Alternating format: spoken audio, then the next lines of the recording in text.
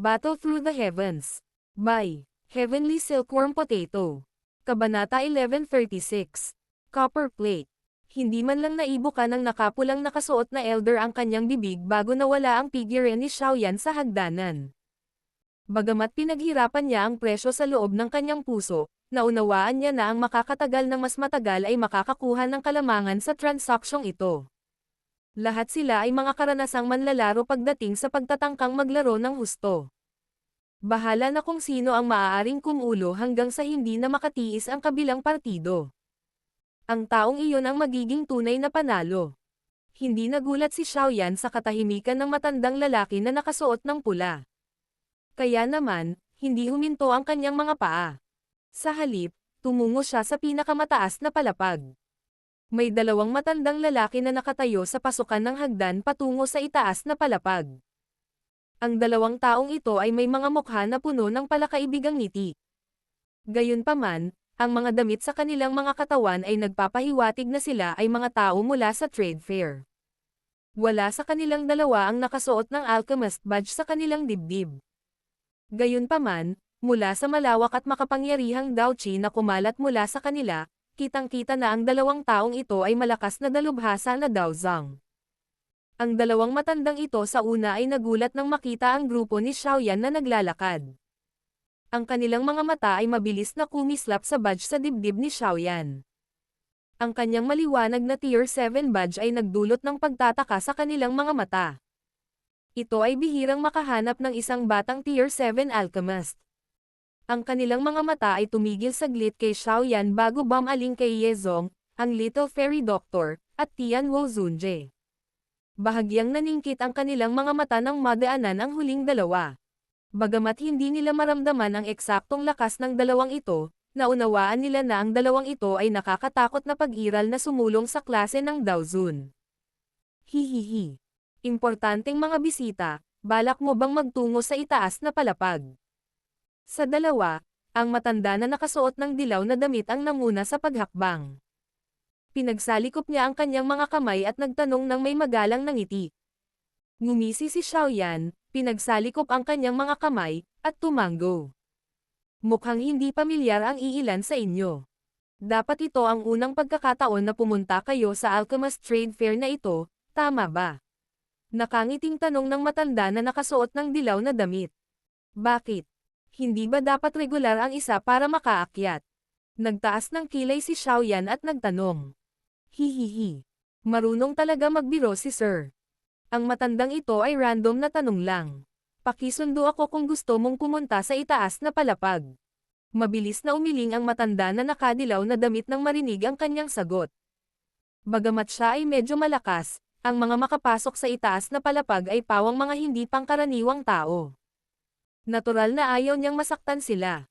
Nanguna ang matanda na nakasuot ng dilaw na damit nang lumingon siya. Pagkatapos magsalita, naglakad siya pasulong. Dahan-daang sumunod sa likuran niya ang grupo ni Xiaoyan. Ang iilan sa kanila ay umakyat ng maikling hagdan habang sinusundan ang matanda na nakasuot ng dilaw. Gayunpaman, natuklasan ni Xiaoyan ang hindi bababa sa 5 nakatagong mga tingin na tumatama sa kanilang grupo mula sa ilang mga nakatagong lugar sa maikling paglipad ng hagdan na ito, na 20 metro lamang ang haba. Mukhang may background talaga itong Alchemist Trade Fair. Bulong ni Xiaoyan sa kanyang puso. Pagkatapos nito, dahan-dahan niyang inakyat ang huling hakbang. Lumitaw sa kanyang paningin ang pinakamisteryosong itaas na palapag. Ang maalamat na pinakamataas na palapag ng Alchemist Trade Fair ay hindi talaga maluwang kung ihahambing sa dalawang palapag sa ibaba. Gayunpaman, ang mga nababagsak na dekorasyon ay nangangailangan ng ilang pagsisikap. Ang lugar na ito ay hindi kasing liwanag ng ikalawang palapag. Ang malabong berde, mainit na jade ay tumakip sa sahig. May bahagyang init na umaagos sa mga paa ng isang tao nang tumapak sa sahig, na naging sanhi ng kakaibang pakiramdam ng buong katawan ng isang tao. Kakaunti lang ang mga tao sa itaas na palapag na ito, na natatakpan ng mainit na jade. Sa isang sulyap, may ilang dosenang tao lang. Gayunpaman, naunawaan ni Xiaoyan na ang 12 ng mga tao na ito ay mga tunay na eksperto o alchemist grandmaster na maaaring magdulot ng kabuluhan sa labas ng mundo. Ang hitsura ng grupo ni Xiaoyan ay natural na nakakuha ng atensyon ng ilang tao sa itaas na palapag. Agad na napalingon sa kanila ang ilang mga tingin. Ilang sorpresa ang sumilay sa kanilang mga mata nang makita nila ang badge sa dibdib ni Xiaoyan pati na rin ang grupo sa likod niya. Isang batang Tier 7 middle grade alchemist at 2 piling dozens. Medyo malakas ang lineup na ito. Saang mayayamang paksayon ba sila nagmula? Bagamat ang mga taong ito ay nakaramdam ng pagkamausisa sa kanilang mga puso, lahat sila ay naunawaan ang mga patakaran ng lugar na ito. Kaya naman, natural na imposible para sa kanila na mangmang na subukang magtanong. Ito ay itinuturing na bawal sa naturang lugar. Hihihi. Maaari mong ipaalam sa akin kung mayroong anumang bagay na kailangan mo. Baka may maibigay ako sa iyo ng ilang impormasyon. Nakangiting nagsalita ang matanda na nakasuot ng dilaw na damit. Nag-isip sandali si Xiaoyan nang marinig ang kanyang mga salita. Tumanggaw siya at sumagot. Kailangan ko ng 2 uri ng sangkap na panggamot. 10,000-year-old green spiritual vine at snowbone ginseng. 10,000-year-old green spiritual vine, snowbone ginseng. Ang nakadilaw na nakasuot na elder ay bumulong sa mga salita sa kanyang bibig. Saglit siyang nag-isip at sinabi. Lahat sila ay napakabihirang mga sangkap na panggamot. Malamang na ginagamit ang mga ito upang pinuhin ang isang mataas na antas ng medicinal pill. Wala akong anumang impormasyon tungkol sa 10,000-year-old green spiritual vine, ngunit tungkol sa snowbone ginseng na ito. Dapat sabihin na ang swerte mo. May snowbone ginseng sa mga bagay na kinakalakal sa sahig na ito. Oh, lumiwanag ang mga mata ni Xiaoyan. Ito ay hindi inaasahan na ang isang random na pagtatanong ay nagbigay daan sa kanya upang makakuha ng impormasyon tungkol sa snowbone ginseng. Hihihi. Sumunod ka sa akin. Ngumisi ang matanda na nakasuot ng dilaw. Pagkatapos nito, tumalikod siya at naglakad patungo sa hilagang sulok. Nagmamadaling pinangunahan ni Xiaoyan ang 3 pa at sumunod. Sinundan ng grupo ni Xiaoyan ang matanda na nakadilaw na nakasuot ng ilang distansya bago sila tuluyang huminto sa isang sulok sa hilaga ng pinakamataas na palapag. May isang jade platform na nakalagay sa lugar na ito. Ang kulot na malamig na hangin ay tumaas mula sa platform bago kumalat, na naging sanhi ng pagbaba ng temperatura ng paligid. Mayroong ilang mga sangkap na panggamot, mga scroll, mga tabletang panggamot, at iba pa. Nakakaunti ang ipinapakita sa Jade Platform. Sa hitsura nito, ang lahat ng mga ito ay tila mga hindi pangkaraniwang bagay.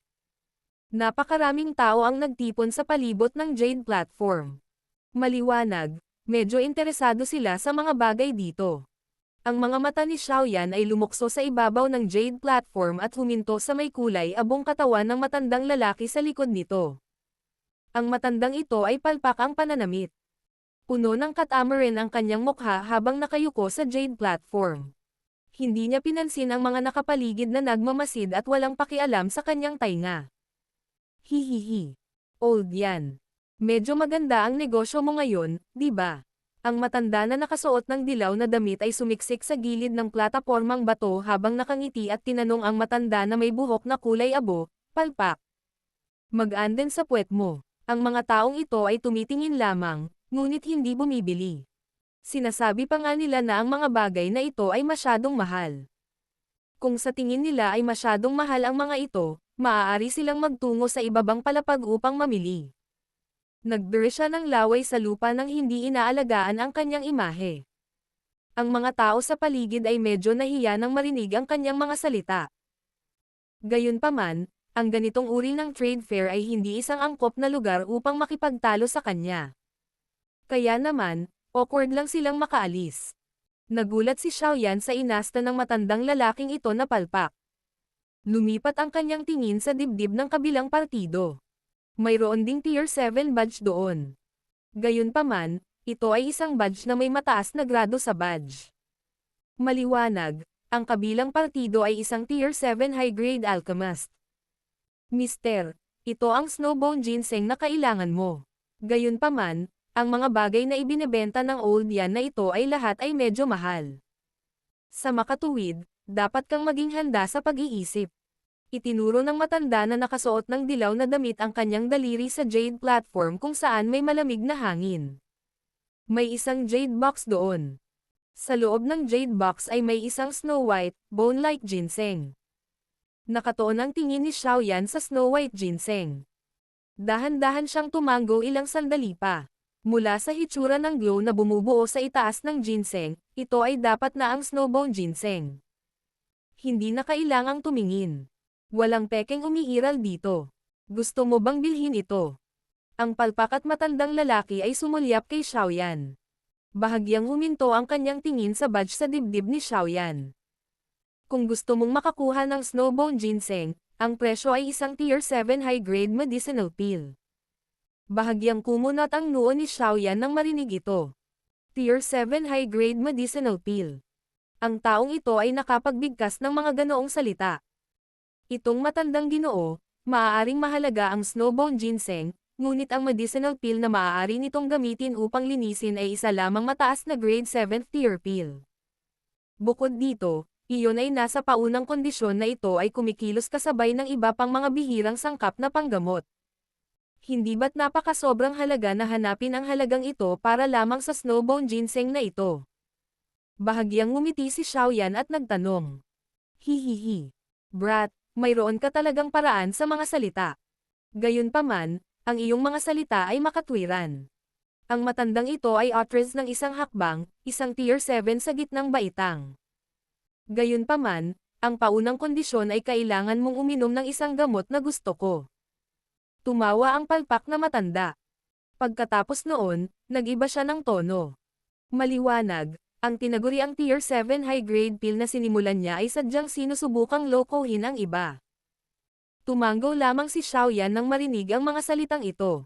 Ang paggamit ng isang tier 7 middle-grade medicinal pill upang ipagpalat sa sangkap ay isang kondisyon na maaari niyang tanggapin.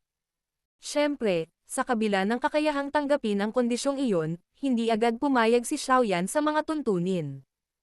Ang kanyang mga mata ay dahan-daang dumaan sa jade platform. Bagamat ang palpak at matandang ito ay nananatiling isang kakilakilabot na hitsura, dapat sabihin na ang mga bagay na kanyang nabili ay pawang mga dekalidad na bagay.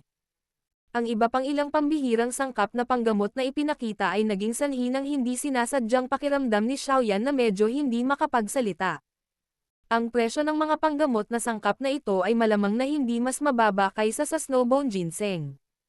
Dahan-daang inilipat ni Xiaoyan ang kanyang mga mata. Akmang aalisin na niya ang tingin ay bigla itong huminto. Nakatitig siya sa sulok ng jade platform. May malabong dilaw na tansong plato sa lugar na iyon. Ang tansong plato na iyon ay natatakpan ng ilang berdeng tansong kalawang. Kung titingnang mabuti, makikita ang ilang malabo at kakaibang mga guhit dito. Ang mga bagay sa jade platform ay mukhang maganda. Sa isang sulyap, masasabi ng isa na ang mga ito ay hindi pangkaraniwang bagay. Tanging itong malabong dilaw na tansong plato ang lumitaw na parang basura sa isang tumpok ng mga kayamanan. Hindi ito nakakuha ng atensyon ng isa. Huminto ang mga mata ni Xiaoyan sa tansong plato na ito. Bahagyang nagsalubong ang kanyang mga kilay. Pagkatapos niyang maingat na pagmasdan ito, natuklasan niya na wala siyang makitang anumang bagay na namumukod tangi sa tansong plato na ito. Batay sa kanyang mga pandama, nalaman niya na ang bagay na ito ay napakakaraniwan na hindi na ito maaaring maging kahit ano pa. Gayunpaman, ang napakaordinaryong pakiramdam na ito ang naging sanhi ng kakaibang pakiramdam ni Xiaoyan. Xiaoyan, kung maaari, subukan mong kunin ang tansong plato na iyon. Minsan ko nang nakita ang guhit na iyon. Ito ay isang bagay na lumitaw lamang noong sinaunang panahon. Bagamat hindi ko alam ang eksaktong gamit nito, anumang bagay na nauugnay sa sinaunang panahon ay kadalasang hindi simple. Habang si Xiaoyan ay hindi sigurado, isang masakit at nakakatandang boses ang biglang tumunog sa tabi ng kanyang tainga. Nayanig ang puso ni Xiaoyan nang marinig ang boses ni Tian Wu Zunje na ipinadala sa kanya. Gayunpaman, walang ipinahayag sa kanyang mukha. Ilang sandali pa, dahan-daang tumango si Xiaoyan. Isang maapoy na init na hindi natuklasan ng isang ordinaryong tao ang bumalot sa kanyang maitim na mga mata. Battle Through the Heavens. Kabanata 1137. Palitan. Ang mga mata ni Xiaoyan ay nakapos lamang sa tansong plato bago sila umalis. Kaagad, ang kanyang mga mata ay lumipad muli sa ibabaw ng Jade platform. Sa daan, kumilos pa siya na para bang interesado siya sa iba pang sangkap na panggamot. Nagpatuloy ito ng ilang sandali bago niya random na kinuha ang tansong plato sa Jade platform sa banayad na paraan. Isang mahinang lamig ang kumalat sa sandaling pumasok ang tansong plato sa kanyang kamay. Siyempre, hindi ito dahil espesyal ang tansong plato. Sa halip, ito ay dahil sa ito ay naipit sa malamig na hangin sa loob ng mahabang panahon. Binaligtad ni Xiaoyan ang copper plate na ito nang may kaunting interes. Marahang hinaplos ng daliri niya. Ang magaspang na pakiramdam ay naging sanhi upang lumitaw ito tulad ng isang ordinaryong tansong plato. Kung hindi dahil sa medyo komplikadong mga guhit dito, malamang na walang sino man ang tunay na magtatrato nito bilang isang kayamanan. Hindi maintindihan ni Xiaoyan ang masalimuot na mga guhit dito. Bukod dito, dahil sa pagkakaroon ng ilang tansong kalawang, ang mga guhit ay naging bahagyang baluktot. Mahirap na malinaw na makita kung ano iyon. Ito ay talagang isang bagay mula sa sinaunang panahon. Nakaramdam ng kawalang paniwala ang puso ni Xiaoyan habang binabaligtad niya itong tansong plato. Gaano man niya ito sinubukang yuzezain, hindi niya matuklasan ang kaunting kakaiba. Kung si Tian Wuzunzi ay hindi pa lihim na nagsalin ng mga salita sa kanyang mga tainga kanina, malamang na magiging napakahirap para sa kanya na i-konekta ang bagay na ito at sinaunang panahon. Bagamat nakaramdam si Xiaoyan ng kaunting kawalang paniwala sa kanyang puso, ang kanyang mukha ay tila sobrang kalmado. Mukha siyang na-curious lang sa tansong plato na ito. Ang palpak na matandang iyon ay inilibot lamang ang kanyang mga mata sa mukha ng ugali ni Xiaoyan. Gayunpaman, wala siyang sinabi. Hindi lang si Xiaoyan ang interesado sa copper plate na ito. Mayroong isang bilang ng mga naghahanap ng kayamanan na nag-aral nito sa nakaraan. Gayunpaman, walang sino man ang nagpapalitan ng anuman para dito. Tumigil ka na sa pagdadrama. Ang halaga ng copper plate na ito ay mas mahal kaysa sa snowbone ginseng. At saka, walang pakikipagtawaran. Hinukay ng palpak na matanda ang isa sa kanyang mga tenga at nagsalita sa paraang sanhi. Huminto ang daliri ni Xiaoyan habang hinihimas nito ang copper plate. Ngumiti siya at nagtanong. May kakaiba ba sa copper plate na ito? Mas mahalaga pa ito kaysa sa snowbone ginseng. Hindi ko alam. Ang palpak na matandang lalaki ay napakunot ang kanyang bibig at nagbigay ng sagot na ikinagulat ni Xiaoyan. Mapait na ngumiti si Xiaoyan. Kakaiba talaga ang matandang ito. Nagawa niyang magbigay ng ganoong sagot sa matuwid na paraan. Sa sandaling ito, ang mga nakapaligid na nagmamasid ay hindi sinasadyang tumawa dahil sa palpak na sagot ng matanda. Maliwanag, bihira silang makakita ng may-ari ng stall na ganito ang kalidad. Bagaman hindi ko alam kung ano ang gamit ng tansong plato na ito, masasabi ko na ito ay isang bagay mula pa noong sinaunang panahon. Ang palpak at matandang lalaki ay nagpunas ng mata sa mga tumawa bago tumawa. Agad na tumigil ang tawanan sa paligid ng tumunog ang mga salitang ito. Maraming nagulat na mga mata ang nakalok sa tansong plato sa mga kamay ni Xiaoyan. Alam ng lahat na ang anumang bagay na may kaugnayan sa mga salitang sinaunang panahon ay tiyak na hindi karaniwan.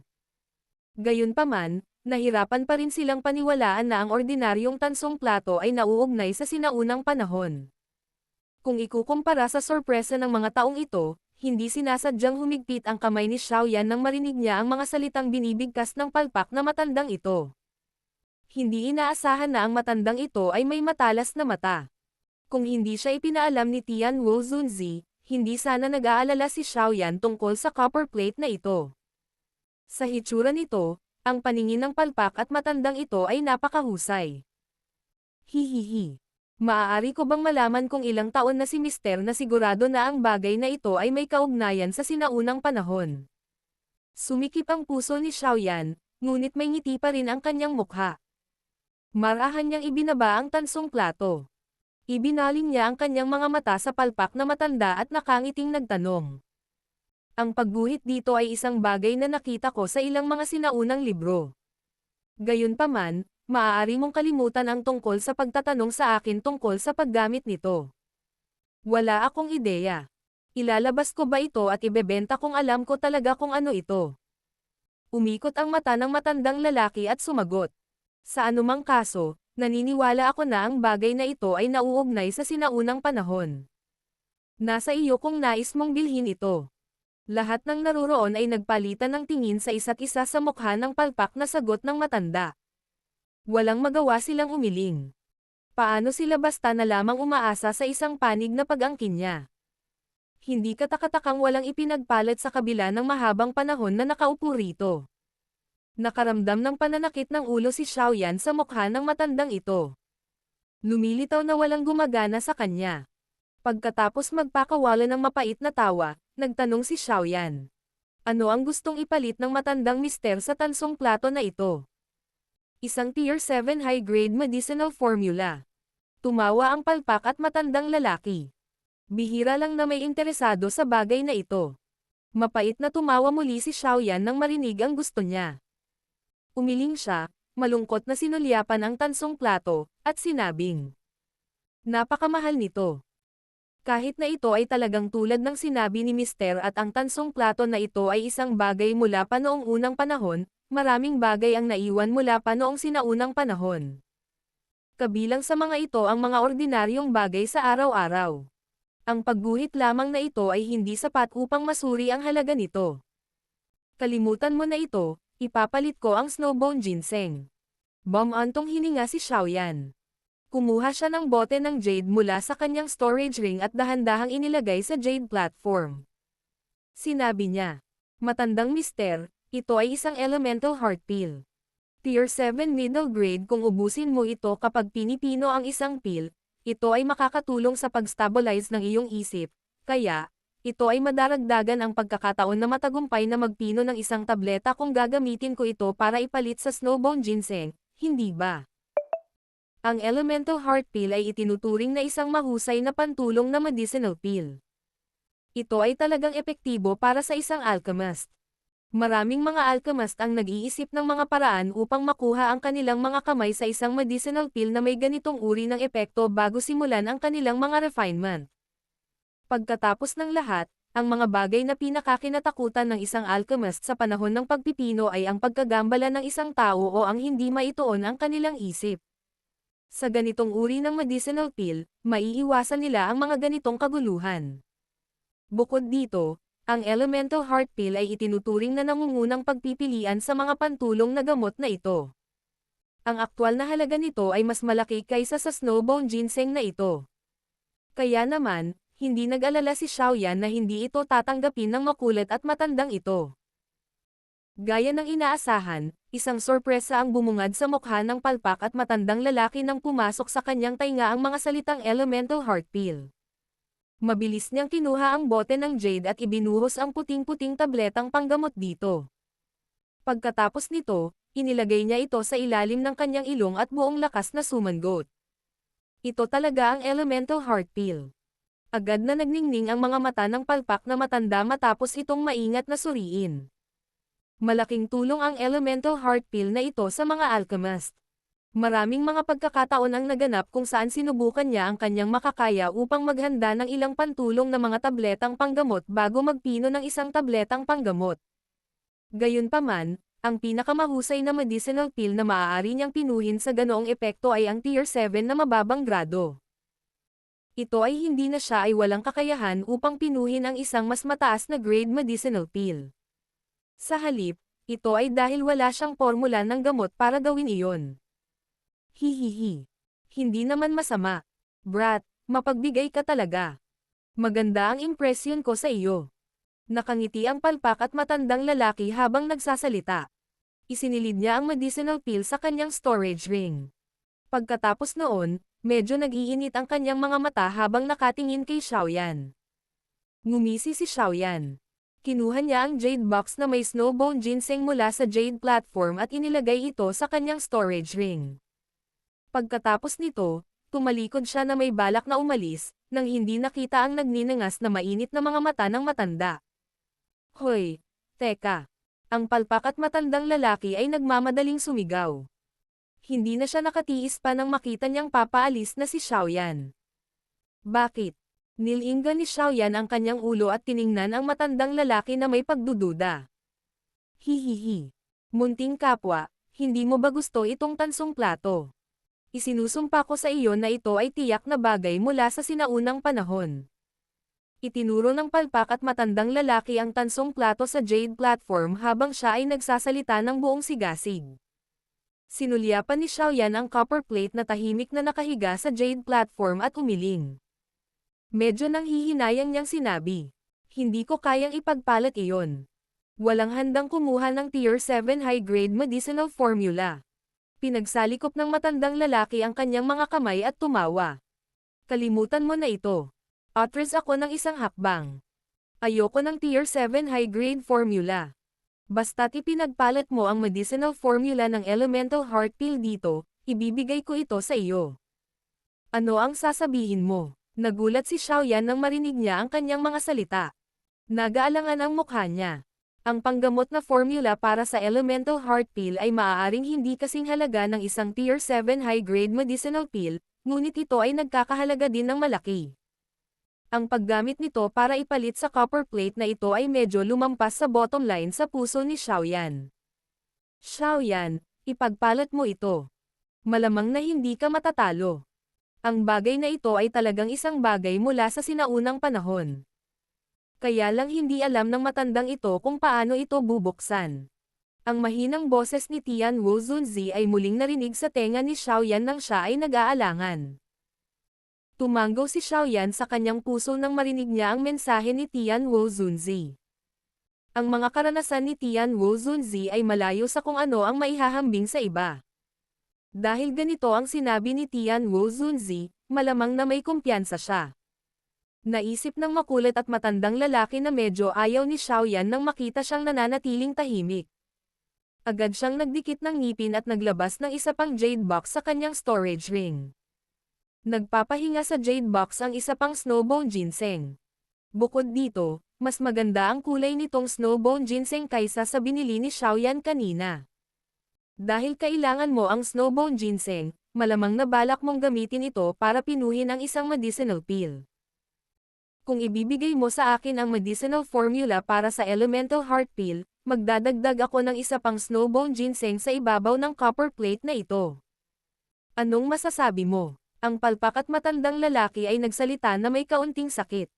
Ang snowbone ginseng na ito ay isang bagay na orihinal niyang itinago para sa kanyang sarili. Isang ngiti ang sumilay sa mukha ni Xiaoyan nang marinig ang kanyang mga sinabi. Tumanggo siya. Dapat maglagay ng limitasyon sa lahat ng ginawa ng isa. Kung magagalit siya sa matandang ito hanggang sa puntong binawi niya ang tansong plato, malamang na makakaalis lang si Xiaoyan ng may mapait na ngiti. Mula sa pagiging eccentric ng matandang ito, hindi magiging kakaiba para sa kanya na gawin ang ganoong bagay. Binaliktad ni Xiaoyan ang kanyang kamay. Isang puting scroll ang lumitaw sa loob nito.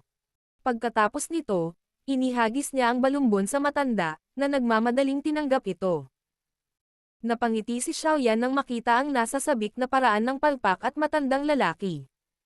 Pagkatapos nito, inimbak niya ang mas magandang kalidad na snowbone ginseng sa kanyang storage ring. Sunod niyang inabot ang kamay para kunin ang tansong plato.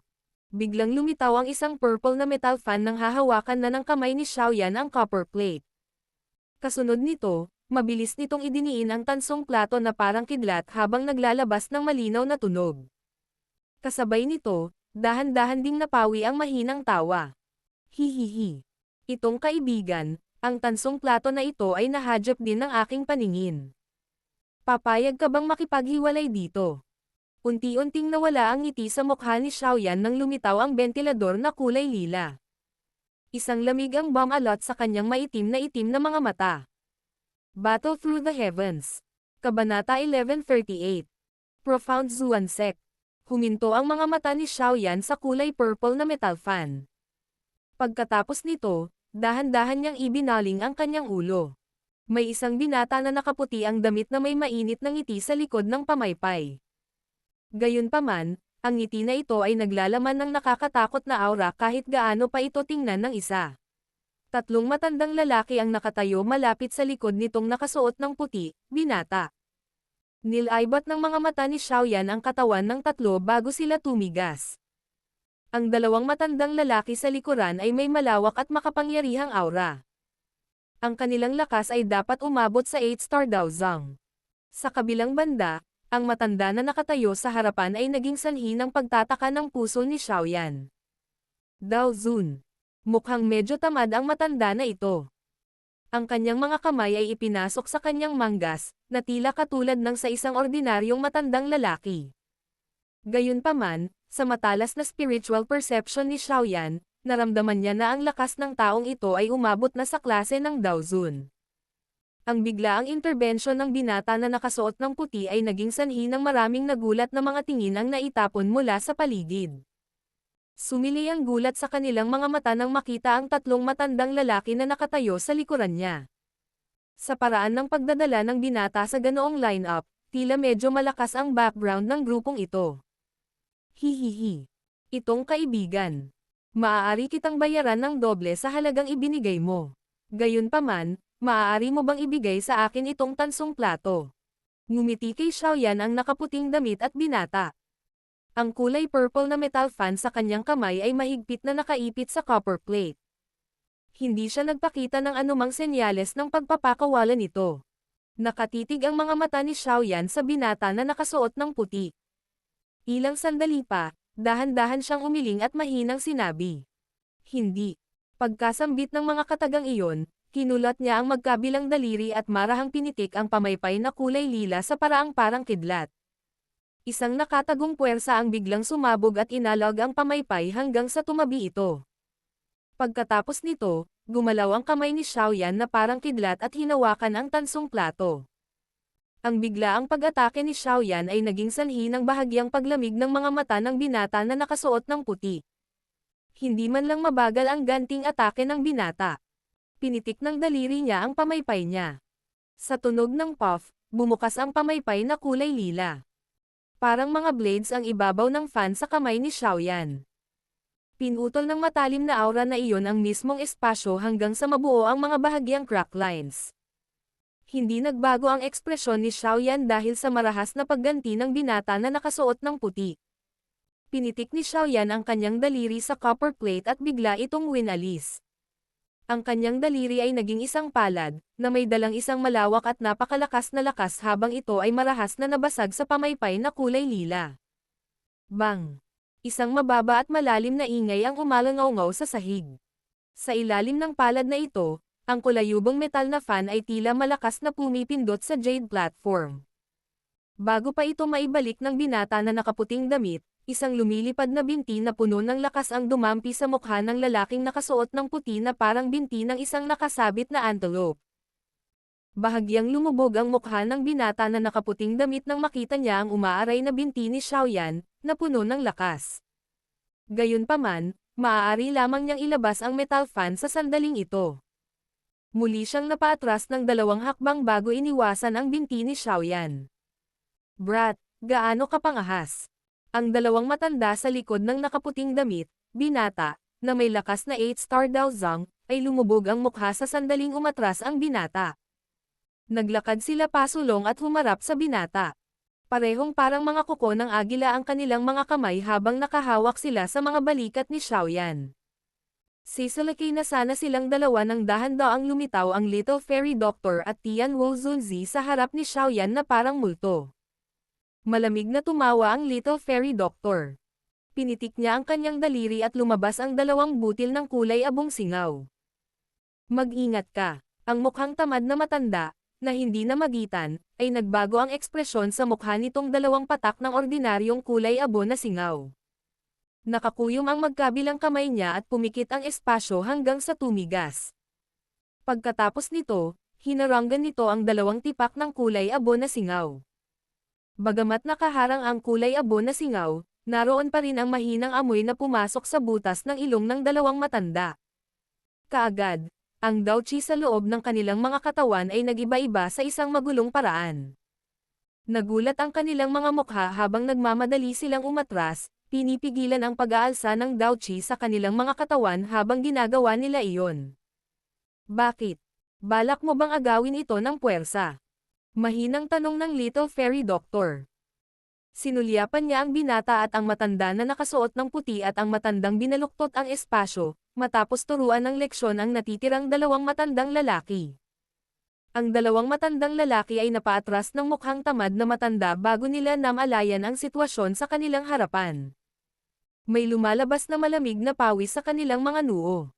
Bagamat medyo malakas silang dalawa, naramdaman nila ang nakakatakot na lakas ng Little Fairy Doctor at Tian Wozunzi. Kaya naman pilit nilang nilamon ang mga iyak na ilalabas nila. 2 Daozun. Sa pagkakataong ito, tila sumipa sila ng metal plate. Ang mga mata ng binata na nakasuot ng puti ay lumubog habang pinagmamasdan niya ang Little Fairy Doctor at Tian Wozunzi. Gayunpaman, bigla siyang ngumiti at sinabi kay Xiaoyan. Ako si Chen Xian mula sa Profound Zuan Sect. Maaari ko bang malaman ang iyong pangalan?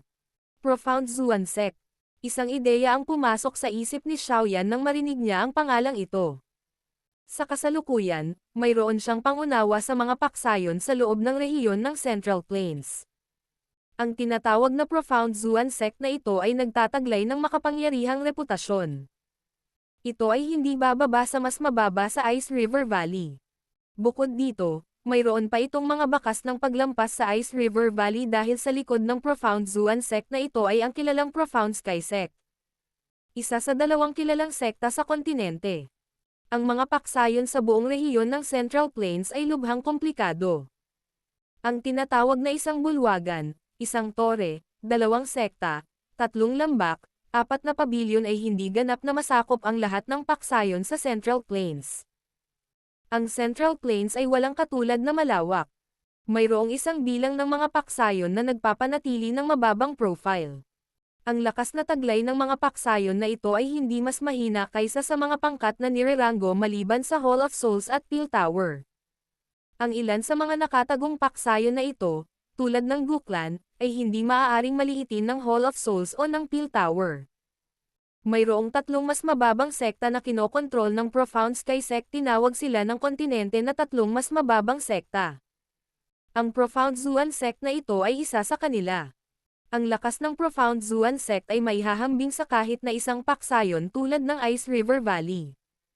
Pagkatapos ng lahat, kahit na hindi bigyan ng mukha ng isang tao ang Profound Zuan Sect, kailangan nilang bigyan ng mukha ang Profound Sky Sect. Ang sinaunang sektang ito ay nakaligtas sa mga henerasyon sa loob ng libu-libong taon. Nakakatakot ang lakas ng pundasyon nito. Isa lamang akong hindi kilalang tao ng mga nakababatang henerasyon. Hindi mo na kailangang bigyang pansin. Ako ang unang nakahanap ng copper plate na ito, at wala akong balak ibenta ito pansamantala. Bagamat alam ni Xiaoyan na ang Profound Zuan Sect na ito ay hindi isang ordinaryong sekta, hindi ibibigay ni Xiaoyan ang copper plate na ito sa kabilang partido dahil dito.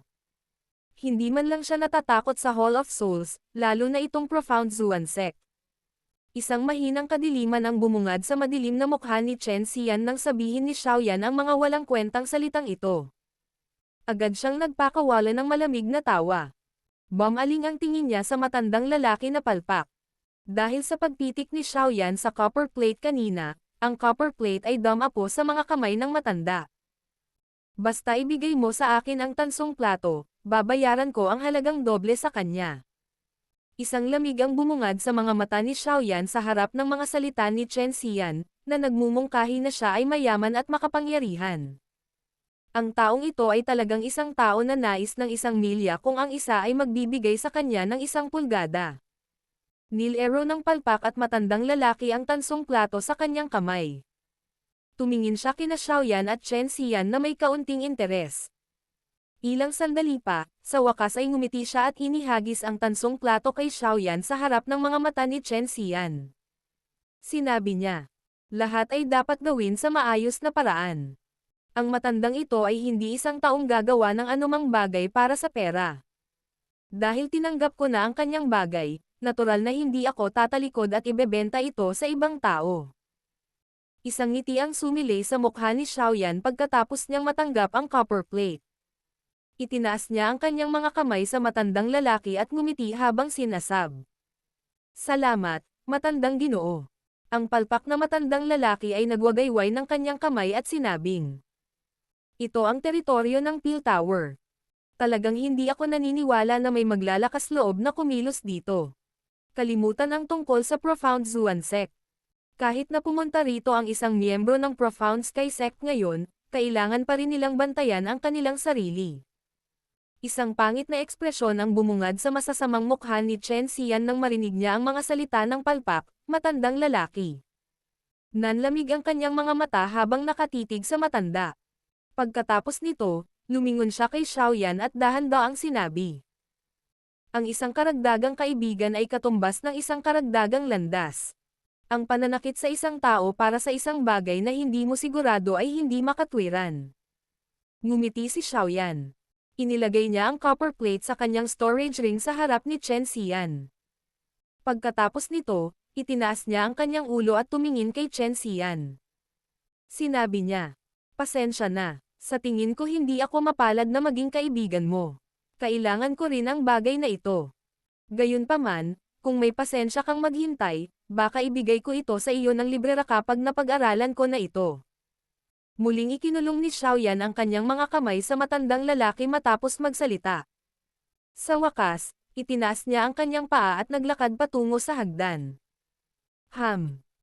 Itinaas pa lang ni Xiaoyan ang kanyang paa nang ang dalawang matandang lalaki, na nakaranas ng ilang pagkatalo, ay inilipat ang kanilang mga katawan at hamarang sa kanyang daraanan.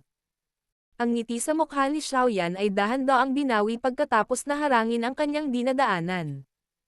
Bago niya maibuka ang kanyang bibig, dahan-dahang lumabas ang dalawang maringal na aura mula sa katawan ni Little Fairy Doctor at Tian Wu Zunje na parang tubig baha. "Kung hindi ka mawawala sa loob ng 3 hininga, mamamatay ka." Delikado ang kulay abolilang mga mata ng Little Fairy Doctor habang nakatitig sa 2 taong nakaharang sa kanilang dinadaanan. Namumuo ang layuning pumatay sa kanyang malinaw at malamig na boses. Ang daming tao sa itaas na palapag ay naaakit sa mga aura na biglang pumutok. Gayunpaman, hindi sila nagulat sa mga aura ng 2 Daozun. Lahat ng maaaring pumunta sa palapag na ito ay nakakita ng maraming magagandang bagay. Madalas silang makipagkita sa mga piling tao na Daozun. Natural, wala silang dapat ikagulat. Nagbago ang mga ekspresyon ng 2 matandang lalaki sa mukha ng nakakatakot na aura ng Little Fairy Doctor at Tian Wu Zunzi.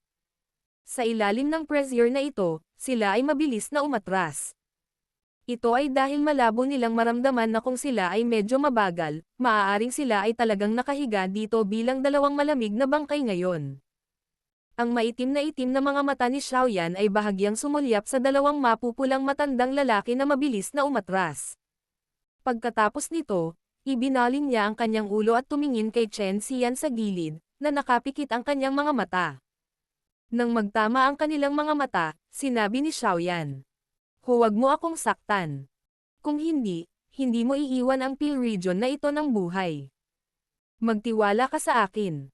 Pagkatapos tumunog ang mga salitang iyon, hindi pinansin ni Xiaoyan ang mukha ni Chen Xian dahil naging malamig ito. Tumalikod siya at naglakad papunta sa hagdan. Ang Little Fairy Doctor, Tian Wu Zunzi, at Yezong sa gilid ay nagmamadaling sumunod. Madilim ang mga mata ni Chen Xian habang nakatitig sa likuran ng grupo ni Xiaoyan. Nang mawala ang grupong ito sa kanyang paningin ay nahati ang gilid ng kanyang bibig sa isang madilim at malamig na ngiti. "Old Zuan, tulungan mo akong imbestigahan ang grupong ito ng mga tao." Hihihi. Ito ang unang pagkakataon na ang Young Master na ito ay makatagpo ng sino mang magbabante sa akin. Nakakatuwa. Battle Through the Heavens. Kabanata 1139. Spirit Nourishment Powder. Matagumpay na nakababa ang grupo ni Xiaoyan mula sa itaas na palapag. Matapos tumawid sa huling paglipad ng mga hakbang, sa wakas ay huminto si Xiaoyan.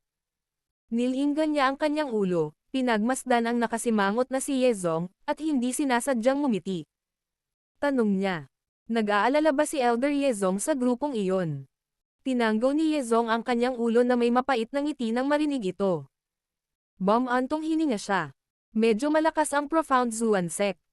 Hindi inaasahan na nakilala natin sila dito. Sa hitsura ng mga gwardya ng lalaking nakasuot ng puti, malamang na mayroon siyang mataas na posisyon sa loob ng Profound Zuan Sect. Sa estilo ng Profound Zuan Sect, kung saan naghihiganti sila sa lahat, malamang na masaktan sila pagkatapos natin ngayon. Bahagyang ngumiti si Xiaoyan at sumagot.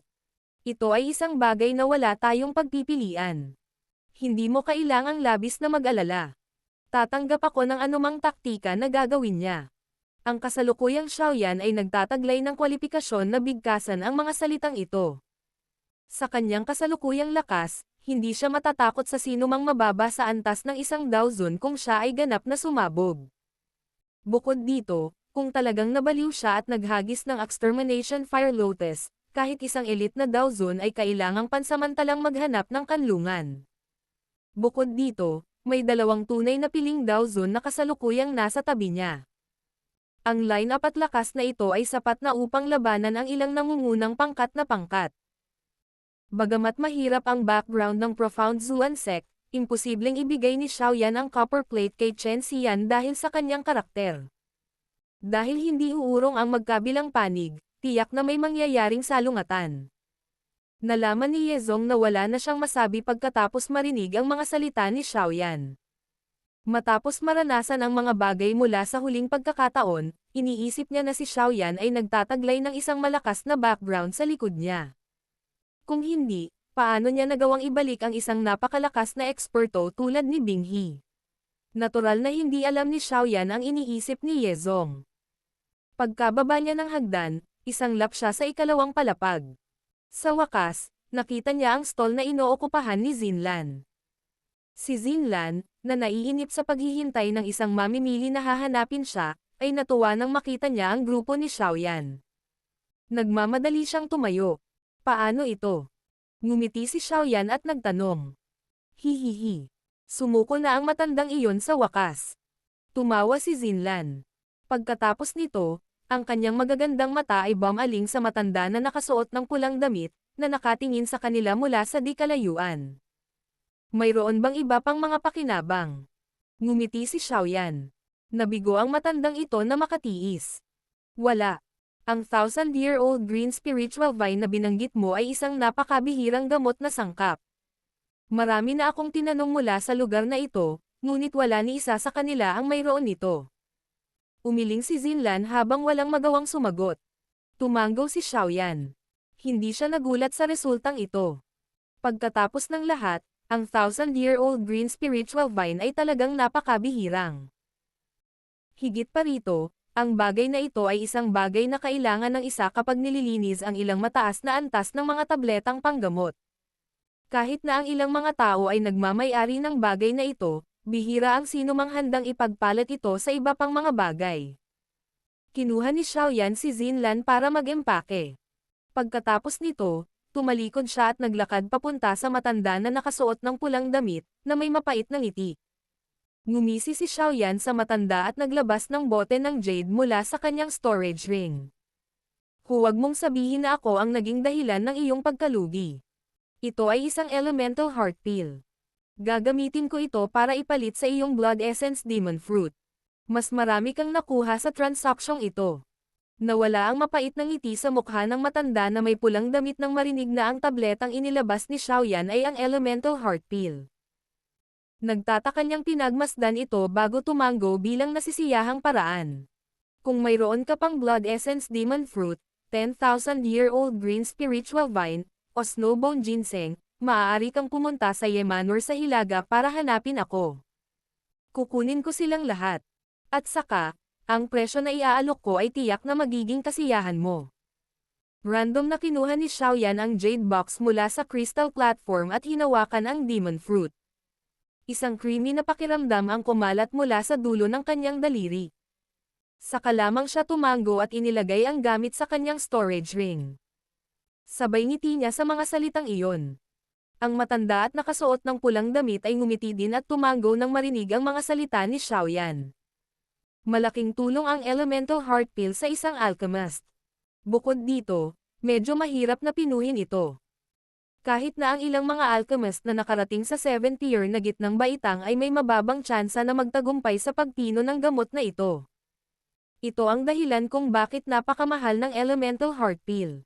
Talagang mas marami ang natamo ng matanda sa pamamagitan ng paggamit nitong gamot na sangkap para ipagpalat sa elemental heart pill. Si Xiaoyan ay hindi nagpatuloy sa pananatili matapos ipaalam sa matanda na nakasuot ng pulang damit. Inakay niya ang kanyang grupo sa hagdan at bumaba sa kanila bago umalis sa Alchemist Trade Fair. Pagkatapos nito, nagmamadali silang bumalik sa Yemanor.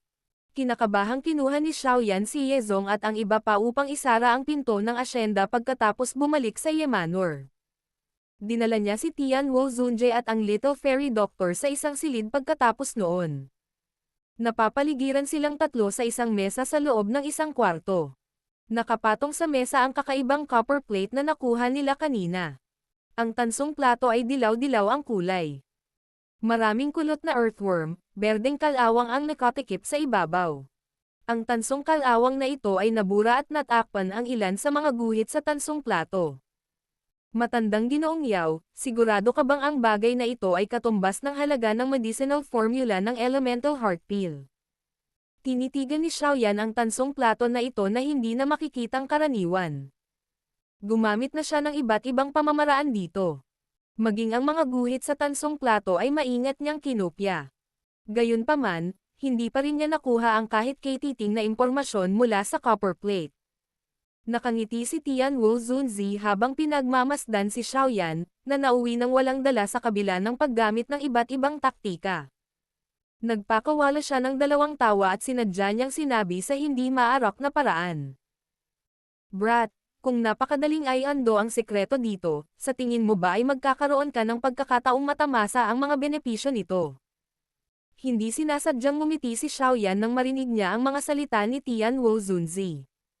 Sabi niya, kung ganoon, maaari bang sabihin sa akin ng matandang Ginoong Yao kung gaano kahusay ang bagay na ito? Napangiti si Tian Wu Zunzi sa isang nasisiyahang paraan nang marinig ang tono ni Xiaoyan. Inabot niya ang kamay niya at kinuha ang copper plate. Pagkatapos nito, inilagay niya ito sa kanyang kamay, ikiling ito sa fire lamp, at iwinagayway ito kay Xiaoyan. May natuklasan ka ba? Maingat na pinag-aralan ni Xiaoyan ang copper plate na ito. Kitang-kita niya ang tila baluktot na kalawang na parang bulate sa ilalim ng refleksyon ng liwanag. Walang magawa siyang umiling at sinabing, matandang Ginoong Yao, mangyaring huwag na lang kaming manghula. Gaano kainip? Umiling si Tian Wu Zunzi. Kinulat niya ang kanyang daliri at isang sinulid ng Daochi ang naipon sa dulo. Nag-transform ito sa isang maliit na Daochi needle.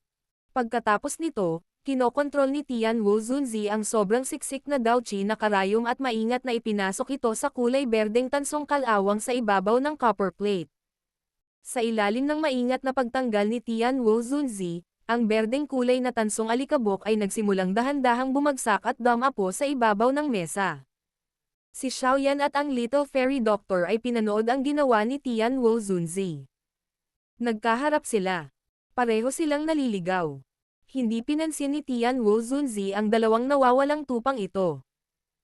Halos kalahating oras ang ginugol niya bago niya inalis ang kulay berdeng kalawang sa copper plate. Nang maisip ni Xiaoyan at ng Little Fairy Doctor na ipapaliwanag na ni Tian Wu Zunzi ang misteryo ng copper plate, random na inihagis ni Tian Wu Zunzi ang copper plate sa harap ng kanilang natigilan na mga tingin. Ito.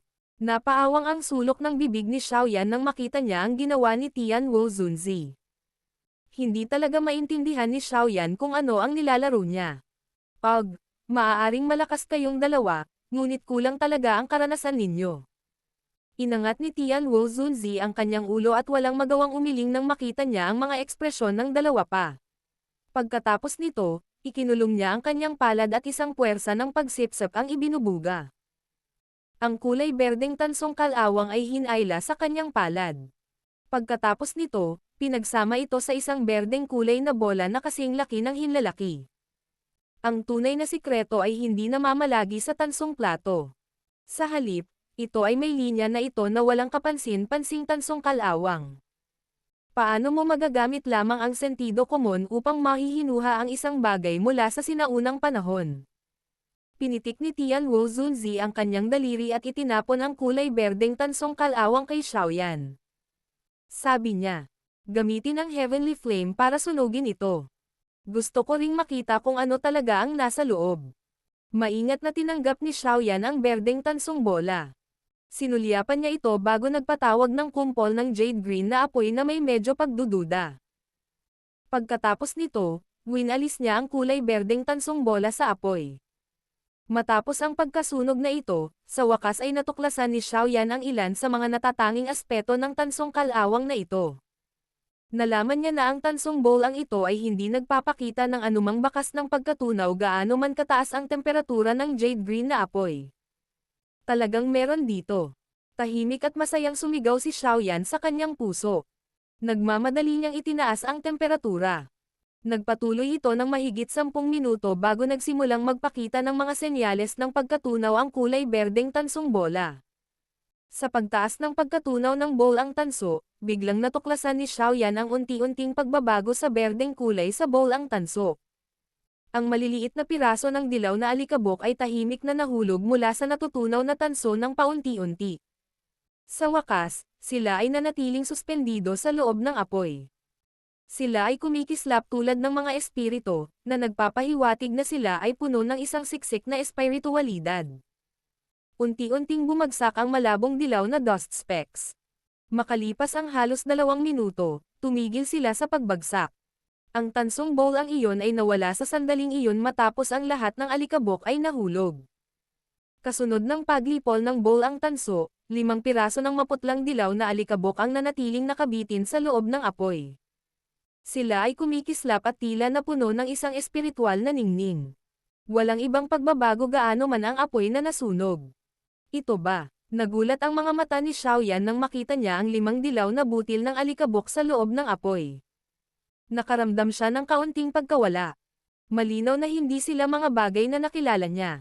Matapos mawalan ng sandali, dumausdas ang mga mata ni Xiaoyan kay Tianwu Zunzi sa tabi niya. Gayunpaman, nakita ni Xiaoyan na malalim ang iniisip niya. Maya-maya lang ay dahan-daang bumantong hininga si Tianwu Zunzi at sinabi sa masakit na boses. Kung tama ang hula ko, ang mga bagay na ito ay dapat na isang bagay na umiral lamang noong sinaunang panahon.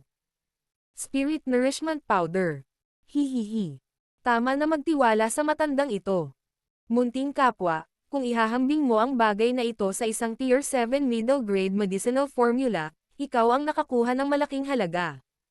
Spirit Nourishment Powder. Nakataas ang kilay ni Xiaoyan habang pinagmamasdan ang ekspresyon ni Tianwu Zunzi na biglang naging masaya. Ang kanyang bibig ay mahinang bumulong ng ilang salita. Battle Through the Heavens. Kabanata 1140. Anonymous Word Formula. Ano ang silbi nitong Spirit Nourishment Powder? Nagniningning ang mga mata ni Xiaoyan habang tinitingnan ang 5 maliliit na dilaw na butil ng alikabok sa loob ng silid. Dinilaan niya ang kanyang bibig at nagtanong. Hinaplos ni Tianwu Zunzi ang kanyang balbas. Saglit siyang nag-isip bago dahan-daang sumagot. Ang Spirit Nourishment Powder ay kilala kahit noong sinaunang panahon. Ito ay hindi lamang isang bagay na dapat taglayin ng isang tao upang mapadalisay ang mga panggamot na pildores na Tier 8 pataas ngunit nakakapagpalusog din ito sa kaluluwa ng isang tao kung ang alikabok ay sumanib sa kaluluwa, na unti-unting nagpapalakas sa espiritualidad ng kaluluwa ng isang tao. Mula roon, ang isang tao ay maaaring tumungo sa ganoong estado. Sumilip ang saya sa mga mata ni Xiaoyan nang marinig niya ang mga salita ni Tianwu Zunzi. Tila ang mga hindi mahalata na maliliit na bagay na ito ay nagtago ng dakilang kakayahan. Noong sinaunang panahon, ang ilan sa mga alchemist na humipo sa soul state ay susubukan ang kanilang makakaya upang makuha itong Spirit Nourishment Powder. Ang bagay na ito ay parang magnet na umaakit sa espiritualidad. Kung ito ay sumanib sa kaluluwa ng isang tao, ito ay magbibigay daan sa kaluluwa na mapuno ng espiritualidad nang hindi namamalayan ng isa. Bukod dito, ito ay nagtataglay din ng magandang catalytic na epekto pagdating sa ilang kakaibang kondisyon kung saan magkakaroon ang isang tao. Ngumiti si Tianwu Zunzi at sumagot. Bahagyang tumango si Xiaoyan. Ang saya sa kanyang mga mata ay mahirap itago. Talagang hindi siya lugi sa transaksyong ito. Ang halaga ng tinatawag na Spirit Nourishment Powder na ito ay talagang malayo sa kung ano ang maihahambing sa formula ng gamot para sa Elemental Heart Pill. Higit pa rito, ang bagay na ikinagulat niya ay ang pulbos na ito ay maaaring palakasin ang espiritualidad ng kaluluwa ng isang tao. Ang soul state ay nangangailangan ng kaluluwa na makapagbigay ng medicinal pill na may espiritualidad. Gayunpaman, ang paunang kondisyon ng epektong ito ay ang kaluluwa ng isang tao ay dapat mapuno ng sapat na espiritualidad. Gayunpaman, kung ang isang tao ay walang espesyal na paraan upang sanayin ang kanyang kaluluwa, hindi niya mararamdaman ang tinatawag na espiritualidad. Bukod dito, ang ganitong uri ng paraan ng pagsasanay sa kaluluwa ay ganap na nawala pagkatapos ng hindi mabilang na bilang ng mga taon ng kasaysayan. Kaya, maaari lamang humiram ng tulong sa mga panlabas na bagay o maswerteng pagkikita upang makapasok sa isang mahiwagang kalagayan at itaas ang espiritualidad ng kanyang kaluluwa. Katulad ng dalawang nakaraang karanasan na si Xiaoyan. Sa kasamaang palad, ang ganitong uri ng kondisyon ay isang bagay na sa kabutihang palad ay maaaring makaharap ng isa, ngunit hindi tangkaing hanapin. Natural, hindi makapasok dito dahil lang sa gusto ng isa. Kaya naman, ang ganitong uri ng mahiwagang bagay, na makapagpapalakas ng espiritualidad sa loob ng kaluluwa ng isang tao, ay naging napakabihirang at mahalaga sa panahong ito. Ang maliit na bilang lamang ng mga Tier 8 alchemist ay makakapagpino ng ganitong uri ng spirit nourishment powder pagkatapos malaman kung paano ito pinuhin. Gayunpaman, sa palagay ko nawala na ang paraan ng pagpino ng spirit nourishment powder. Medyo curious ang mga mata ni Tian Wu Zunzi habang nakatitig sa makintab na pulbos sa loob ng apoy. Nakita ko lang ang ganoong bagay sa ilang sinaunang aklat at hindi ko pa ito personal na nakita. Kung nais mong pinuhin ang isang Tier 8 na medicinal pill sa hinaharap, ang mga pagkakataon na magtagumpay ay malaki ang tataas kung idagdag mo ang spirit nourishment powder na ito, pagkatapos ng refinement, ang pill ay magiging mas dalisay kaysa sa iba pang Tier 8 medicinal pill. Sumili ang pagkagulat sa mukha ni Xiaoyan pagkatapos niyang pakinggan ang mga salita ni Tian Wu Zunzi. Ito ang unang pagkakataon na narinig niya na kailangan ng isa na idagdag ang tinatawag na spirit nourishment powder kapag pinipino ang isang Tier 8 na medicinal pill. Hihihi. Ang sikreto ng bagay na ito ay maaaring ituring na nasira, at ang matandang ito ay maituturing na natapos na ang aking gawain. Kung hindi, ikaw ay mangungulit sa aking tainga na nagsasabing ako ang naging sanhi ng pagkawala mo ng isang medicinal formula. Napangiti si Tian Wu Zunzi matapos makita ang mukha ni Xiaoyan. Pagkatapos nito, tumayo siya at sinabing, "Medyo gabi na, at dapat kang magpahinga ng maaga. Bukas ay ang tinatawag na 5 dakilang clan test. Huwag kang magtagal." Ang matandang lalaking iyon na si Yezong ay inilagay ang lahat ng kanyang pag-asa sa iyo. Tumalikod si Tian Wu Zunzi at umalis pagkatapos magsalita. May sinabi rin ang Little Fairy Doctor kay Xiaoyan. Sandali siyang nag-alinlangan bago dahan-daang umalis.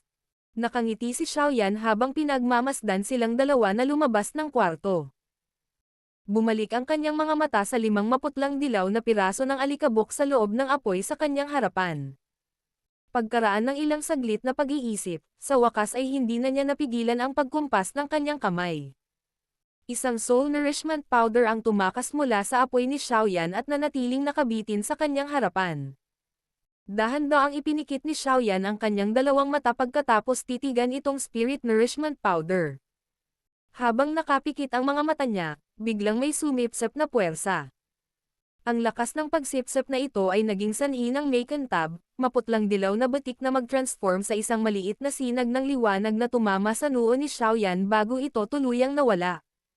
Labis na nanginig ang katawan ni Xiaoyan nang sumanib ang pulbos na ito sa kanyang noo.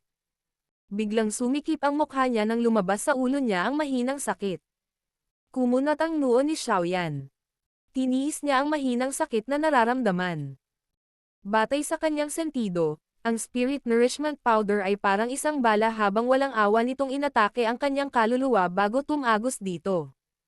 Sa kabutihang palad, ang ganitong uri ng sakit ay hindi nagtagal bago ito unti-unting nawala. Nakahinga lang ng maluwag si Xiaoyan matapos maramdaman ang unti-unting pagkawala ng sakit. Gayunpaman, nakahinga lang siya ng maluwag nang bigla niyang naramdaman ang kakaibang pagbabago sa paligid. Ang mga hibla ng mahina, hindi pangkaraniwang daloy ay tumulo mula sa pagbabago bagong ito bago dahan-daang sumalakay sa kanyang noo. Matapos ang kakaibang daloy na ito ay pumasok sa kanyang katawan, agad na nakaramdam ng ligaw na saya si Xiaoyan. Naramdaman niya ang espiritual na aura na nakapaloob sa kanyang kaluluwa ay nagsimulang lumaki sa napakabagal na bilis. Ito ay talagang espiritual na aura. Naisip ni Xiaoyan ang lahat ng paraan upang mapataas ang espiritual na aura sa loob ng kanyang kaluluwa, ngunit nabigo siyang madagdagan ang kanyang kaluluwa kahit kaunti. Gayunpaman, sa pamamagitan ng Spirit Nourishment Powder na ito, ang espiritual na aura, na hindi mapapabuti sa pamamagitan ng pag-asa sa isang ordinaryong pamamaraan, ay maaaring makuha niya at sumanib sa kanyang kaluluwa. Nakaramdam ng ligaw na saya si Xiaoyan nang maramdaman niya ang lumalakas na espiritual na aura sa loob ng kanyang kaluluwa. Matagal bago niya unti-unting itinoon ang kanyang isipan.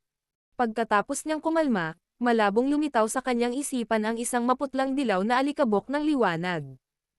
Isang hindi pangkaraniwang puwersa ng pagsipsip ang ibinubuga mula rito.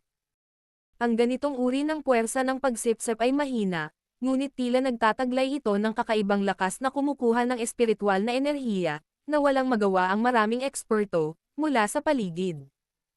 Ang tila magulong espiritual na aura ay dahan-daang lumabas sa espasyo sa paligid. Patuloy itong pumasok sa pagitan ng mga kilay ni Xiaoyan. Ang spiritual aura engravings na ito ay nagpatuloy ng halos 3 oras bago unti-unting hamina ang glow at suction force na ibinubuga ng maputlang dilaw na alikabok. Maliwanag, ang ganitong uri ng Spirit Nourishment Powder ay hindi kayang tumagal ng matagal. Ang glow na ibinubuga ng light particle na ito ay lumabo. Pagkaraan ng ilang sandali, isang bahagyang bitik ang biglang tumunog sa ulo ni Xiaoyan. Nabasag ang Spirit Nourishment Powder at ang kakaibang lakas ng pagsipsip ay tumigil. Ang nakapalibot na espiritual na aura ay agad na nawala. Ito ay walang saysay anuman ang sinubukan ni Xiaoyan na sipsipin ito. Hindi sinasadyang tumawa si Xiaoyan nang maramdaman ang pagbabagong ito. Gayunpaman, nang siya ay aalis na mula sa kondisyong ito, pakiramdam na walang magawa, ang Spirit Nourishment Powder, na malapit nang mawala sa kanyang isipan, ay biglang nagpakawala ng matinding liwanag. Maging ang kaluluwa ni Xiaoyan ay nakaramdam ng matinding sakit sa ilalim ng ningning na ito. Ang matinding sakit ay unti-unting hamupa. Habang si Xiaoyan ay nakakaramdam pa rin ng pagkataranta, isang napakalabing malabo, matanda na ungol ang lumabas mula sa kung saan sumiklab ang liwanag. Ang limitasyon ng kaluluwa. Sinarhan ang makalangit na espiritu. Sinipsip ang panday ng espiritu, ang kaluluwa. Ang hindi malinaw na boses ng matanda ay mahinang umalangaw-ngaw sa isip ni Xiaoyan.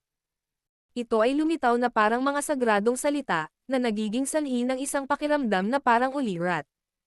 Ang malatrans na pakiramdam ay hindi naging sanhi ng pagiging absent mind ni Xiaoyan. Bagamat hindi malinaw ang boses ng matanda sa kanyang isipan, sinubukan pa rin niyang alalahanin hanggat maaari. Ang nakakatandang boses na ito ay umalangaw-ngaw ng 3 beses bago ito tuluyang kumalat. Dahan-daang binuksan ni Xiaoyan ang kanyang nakapikit na mga mata. Bakas sa mukha niya ang pagmumuni-muni.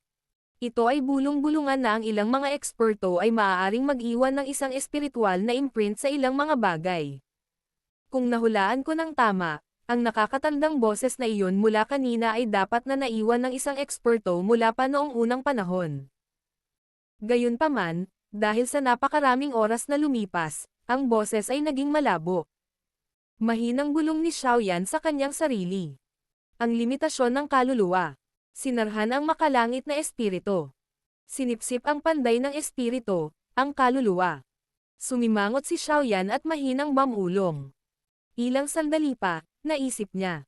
Mukhang ito ay isang uri ng formula ng salita. Gayunpaman, ito ay malinaw na hindi kumpleto.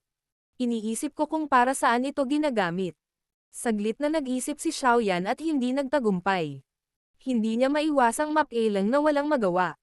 Pagkatapos nito, inimbak niya ang 4 na natitirang piraso ng Spirit Nourishment Powder sa kanyang strong ring. Ang epekto ng bagay na ito, ang kakayahang sumipsip ng espiritual na aura, ay masyadong mahalaga kay Xiaoyan. Sa kasamaang palad, maaari lamang itong tumagal ng napakaikling panahon. Hindi niya kayang sayangin ang mga ito.